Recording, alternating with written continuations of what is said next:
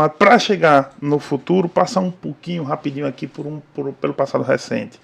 A própria construção das candidaturas, né, como elas se deram, né, observa a candidatura do Lula, que foi criando uma possibilidade de frente, Lula hegemonizar as esquerdas. O PSOL, por exemplo, veio para o apoio, o pessoal que sempre lançou candidatura nas últimas 4, 5 eleições, mas aí não lançou dessa vez, né, mas não foi só a esquerda que o Lula conseguiu hegemonizar. Ele fez também, lançou, né, para a direita, né, propostas, ideias, lançou afagos, e nesses lançamentos ele conseguiu buscar gente. Trouxe o Alckmin, por exemplo, trouxe partidos como Solidariedade, trouxe, né, do Paulinho da Força. Veja, ele trouxe um time que não era só da esquerda. Isso é o primeiro questão, o aceno ao centro, né, a hegemonia na esquerda e o aceno ao centro. O Lula parecia ter essa noção de que ele deveria estar na terceira via, né, que seria a terceira via. Ele foi buscando essa terceira via e construiu uma ideia que em ciência política a gente chama de frente ampla. Né, isso é um conceito, né, em ciência política, um conceito que já foi usado em alguns lugares do mundo, como na Espanha, depois de Franco, da ditadura do Franco. Você tem um pacto social e a ideia de que mesmo grupos que são liberais, sociais-democratas, a esquerda mais pura, esses grupos podem se organizar e fazer blocos, né, a construção de blocos. Então o Lula tentou construir um bloco. Por outro lado, a imprensa trouxe a ideia de terceira via durante quase toda a campanha. Lançaram a terceira via um monte de nomes, Dória, Mandetta, né, foi lançado o Ciro, a Tebet, a Soraya Tronic. Esses foram efetivados, mas o Dória, o Mandetta, Eduardo Leite, esses não conseguiram. Tá? Esses nomes também foram lançados e de toda semana tinha um nome que era costurado ali, que era falado e que acabou não vingando. Né? Então você teve esse lado. E o outro caminho é que pela direita, né, e pela extrema direita você tem o Bolsonaro. O que o Bolsonaro conseguiu foi similar ao Lula.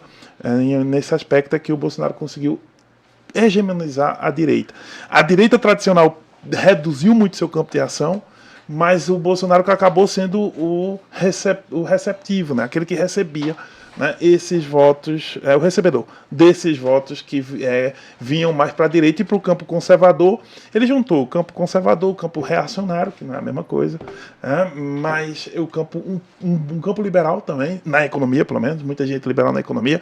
Então acabou sendo uma eleição que você foi... nós tivemos um primeiro turno, esse primeiro turno desse ano já foi um segundo turno.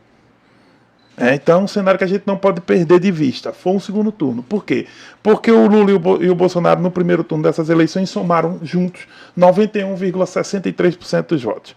Lula 48,43%, o Bolsonaro 43,20%. Então, dá 91,63%.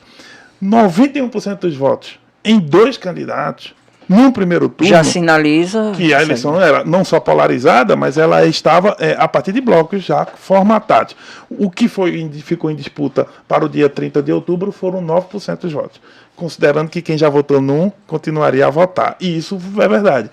Né? É verdade porque a votação do Bolsonaro teve 51 milhões de votos, a votação do Lula 57 milhões. Segundo turno, o Bolsonaro cresce para 58 milhões, gente.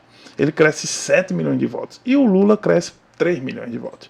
Cresce de 57 para 60. Por isso que a diferença aí acabou sendo 2,1, 2,2. Interessante que eu dizia isso. Algumas pessoas que me perguntavam que, o que é que tu acha? Tu acha que agora Bolsonaro vira? Tu acha que agora, dessa vez, Lula perde? Como é que fica? Aí eu dizia que eram dois desafios que o Bolsonaro tinha que cumprir. Primeiro, o desafio de subir até igualar com a votação de Lula. E segundo, a de ter mais votos e ultrapassar. Que praticamente foi o que aconteceu, né? Eu acho que ele conseguiu subir por diversos fatores, e só que Lula, no caso, não ficou. Ele, além de manter, ele subiu um pouco, o que garantiu a diferença. Exatamente. Você tem, e aí vejam, os 9 milhões de votos em disputa, observa aí que no primeiro turno, somando aqui, 57 mais 51, 57 mais 51, 108 milhões. Agora, nesse segundo turno, 60 e 58, 118 milhões. 10 milhões de votos a mais, ou seja, como no primeiro turno ficaram 9 milhões de votos mais ou menos fora, e agora acabou somando 10, o que houve, o que explica isso? A abstenção diminuiu.